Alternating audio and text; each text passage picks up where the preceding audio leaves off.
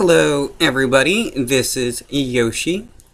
Another wake and bake, though for me not actually a wake and bake. I've been awake for a little while now. Got a couple hours of sleep. I stayed up, made some videos. Got a couple hours of sleep, on and off. Then I'm awake, pretty rested. It's part of the insomnia, you know. Some days you can get a couple hours of sleep, wake up feeling rested and energized. Other days, you can get, 8 hours of sleep, wake up feeling drained. It's really annoying, actually.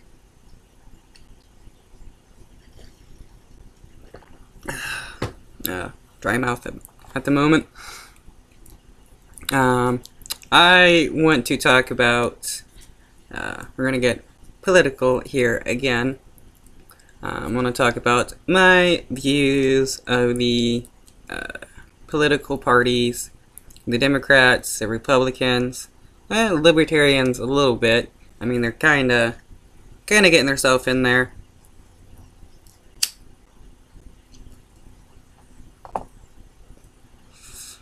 Let's start with the Democratic Party. I used to be more Democratic. I am still pretty left-leaning. Could be considered somewhat radical.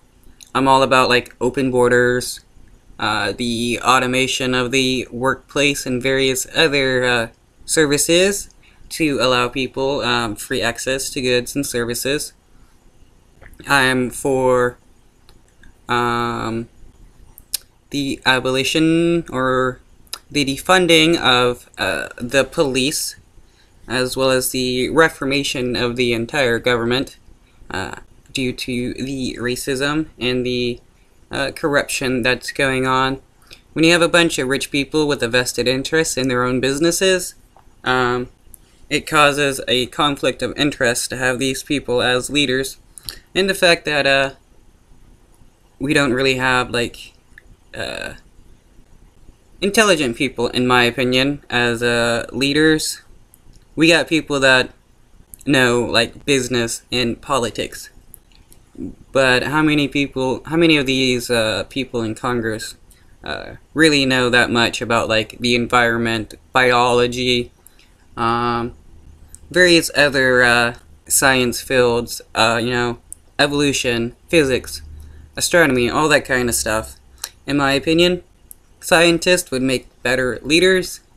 I think we could pretty much get rid of politics and have scientists as leaders. In my opinion, they would be able to do a whole lot more to advance society than these people that have a vested interest in keeping their business, making as much money as possible.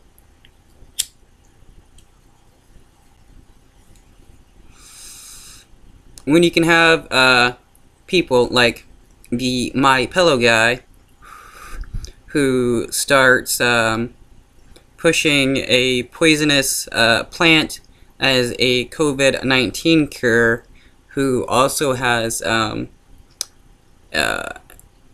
investments in said company that sells that item, we have a problem, because it means the politicians are not actually looking out for the interest of Americans or their people, be it the U.S. government or any other government. It means that these wealthy people are just looking out for their own bottom line.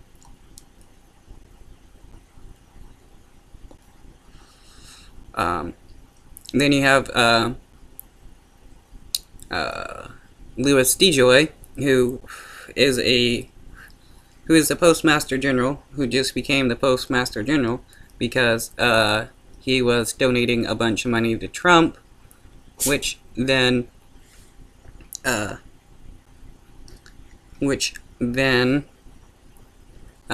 gave Trump the a greater ability to destabilize the post office by using his friend. The Democrats have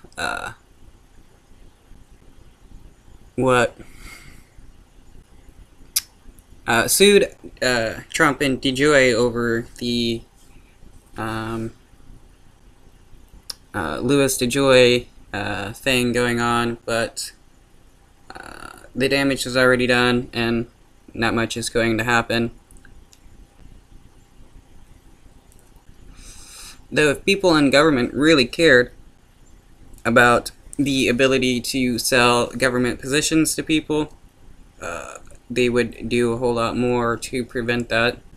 I mean, it's not like the Democrats don't do the same thing, though the Democrats are more hidden about their corruption compared to the Republicans, and the Democrats are a bit more hidden about their racism as well.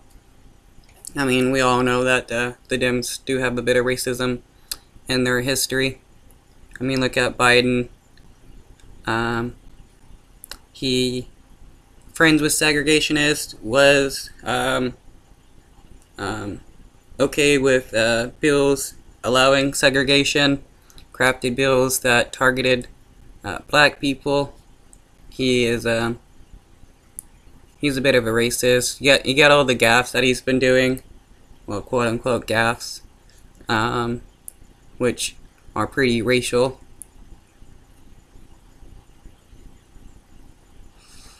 I mean, during the Obama administration, when Biden was VP of Obama, and the Obama administration was doing a lot of deportations, Biden didn't really say much about it.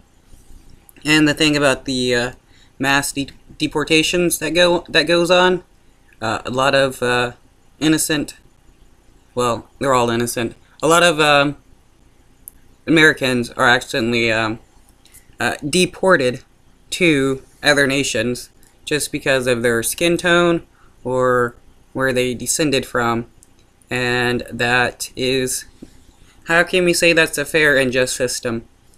I'm for open borders, in my opinion.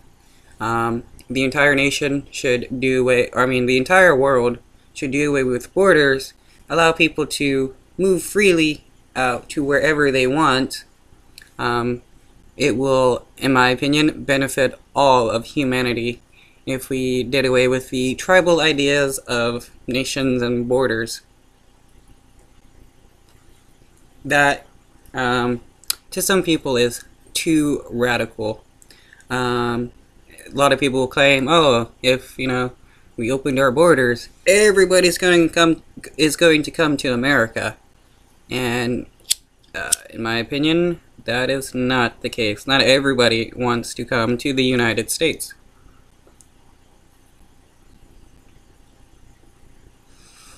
I also believe that with having open borders also allows more people the freedom to exit a certain area.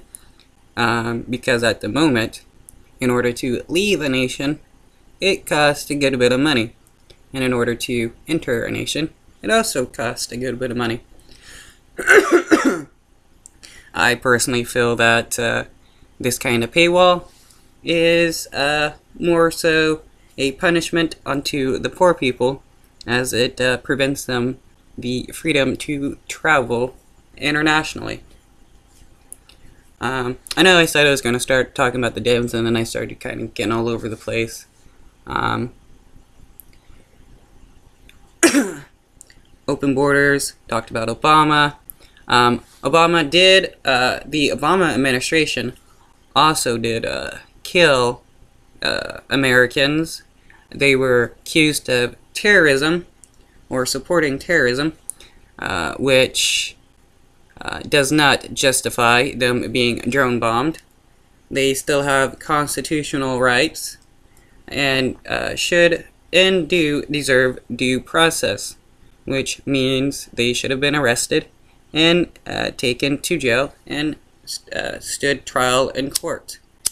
The U.S. government does not have the authority to kill whoever they want, whenever they want, just because they're considered a terrorist. The Obama administration did also have a kill list of various people that they were going to or did kill. According to the Obama administration, the entire world was the battlefield of the United States, and this is their effort to beat terrorism, which is the same type of tactic that the United States used to fight the war on drugs, which both sides, the Democratic Party and the Republican Party, were pretty for. Jailing Americans, especially black people and Mexicans, over the use of a drug.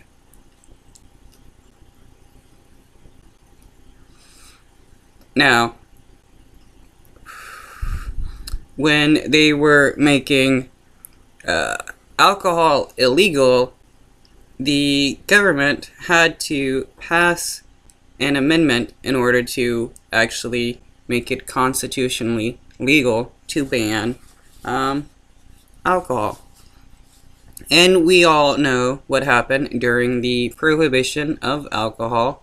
Gangs rose up, more violence happened, and then after the repeal of alcohol prohibition, the amount of violence and gang activity and stuff decreased. So, my question is, why are all these other drugs, why isn't there an amendment passed to change the Constitution in order to make it legal to prohibit these drugs? And since we know the effects of alcohol prohibition, why is it a good idea to keep drugs illegal? The main reason why drugs became illegal in the United States, especially cannabis, even though cannabis was being sold as a pharmaceutical medication by various pharmaceutical corporations like Bayers, was because there was a mass influx of Mexicans coming into the United States, bringing in a plant called marijuana. It was not the same plant as cannabis, though. Cannabis, though, was being used by Mexicans, by black people, to some extent, hippies, and others. And in order to combat this influx of immigrants from across the border, as well as deal with black people protesting, as well as looking for various rights, as well as hippies and their anti-war sentiments and expressions of free love, the government decided, let's make some propaganda. We can call this plant that the Mexicans are bringing in, well, we can use the name of the plant that the Mexicans are bringing in, call it marijuana, accuse all these groups of smoking cannabis, demonize them, and we can arrest them and crack down on political opposition, as well as bolster the prison industrial complex and make a bunch of slaves. Most of the people targeted were black and brown people. As we all know, the 13th Amendment did not abolish slavery. It just made it legal as a punishment, which is why there is a lot of prisons that use prisoners as free labor. Some of them may be getting paid a few cents to maybe $1 or so an hour, but it's still slave labor. Like in California, you have youths and adults being used as firefighters, but once they get out, they're unable to be firefighters. They don't get less time for firefighting, nor do they get any kind of pay similar to a firefighter, or really have their sentences or charges reduced, so they're being forced to risk their lives and fighting fires, yet they reap no benefits from such actions. And people know about this. Everybody in the justice system knows that inmates are used as slave labor, and yet pretty much do very little to combat it. Private prisons are allowed to sue states if they are under certain occupancy, as they have contracts with states that allow them to sue the states if they go under a certain amount of people. So that spurs the states to pass laws that allow cops to arrest people, and it's mostly going to be poor POCs and really poor white people. The Republicans are the blatantly racist people. They're basically fascist. Most of them are either Nazis, KKK members, some type of white nationalist. Even the POCs and stuff that support republicanism, conservatism and stuff, if you listen to them long enough, you notice that they do also harbor racism and bigotry towards the same group of people that they are. It's pretty crazy in my opinion. They're also pretty fascist.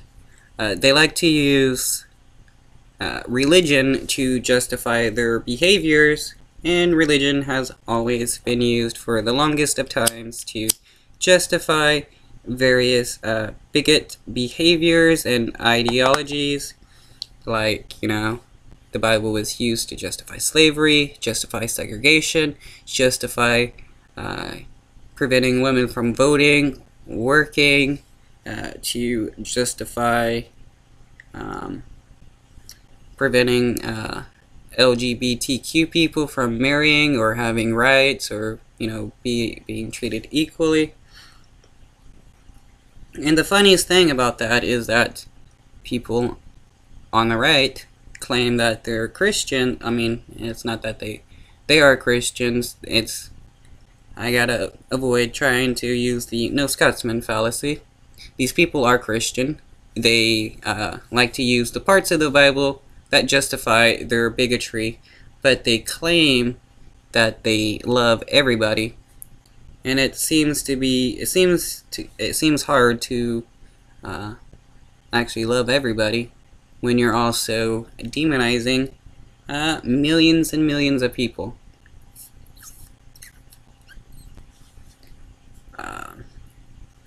I've always been against the right due to their racism, and I know that people on the right will be like, the Democrats are the actual racists. They have the KKK, slavery, blah blah blah. Those Republicans like to ignore the party switch of the past. The Democrats of today were the Republicans of the past, and the Republicans of today were the Democrats of the past. The only thing that has really changed is name. So all you gotta do when you think of the Democrats and Republicans of the past and today, just know that the names are switched. The Democrats of the past / Republicans of today were the major slave-owning party, and the Republicans of the past and Democrat of the day were the more so abolitionist. But if you look at the northern side in history, they benefited a whole lot from the cheap goods that the enslaved black people were creating to build up their wealth by making textile goods and stuff. They didn't really care about freeing black people, especially like Lincoln, who has been quoted saying that, I'm going to kind of summarize this, that the only thing that mattered was the unity of the Union, even if that meant having slaves. If having slaves kept the Union together, he would have slaves. If that meant having partial slavery, there would be partial slavery. If it meant abolishing slavery, he would abolish slavery. And still, his 13th Amendment didn't actually abolish slavery. It made slavery a punishment in the justice system. We know that if we look at the Republicans now, we can tell that they're really entrenched on fascism, taking away people's rights, mainly the rights of POCs and various other minorities, because the right is basically Nazis, just guised as a different group.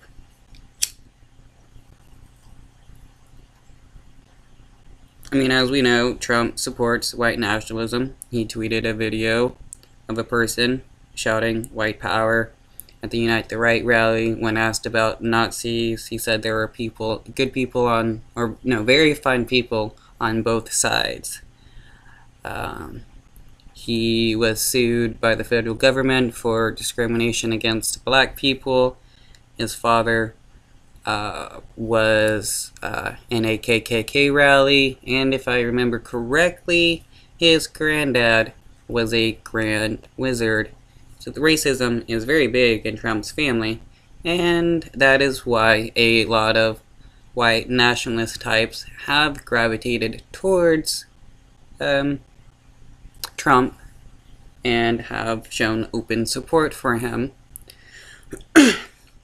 And that's also why a lot of his supporters, even if they are unconscious about it, have racial biases that you can easily tell.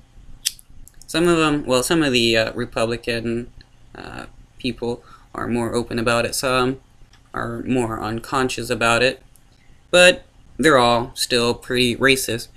When you support a guy that retweets videos about white power and stuff, and you don't care, it shows you're pretty racist. Or you just don't care about policies or whatever, and there's just either, you just care about the fact that he's on the red side, or that he's a Christian.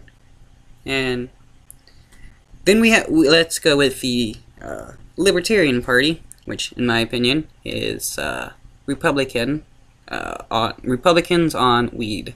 As the main thing about libertarians is that they're more accepting of the use of cannabis, while also espousing a lot of Republican ideas. They want small government, but they still want a military.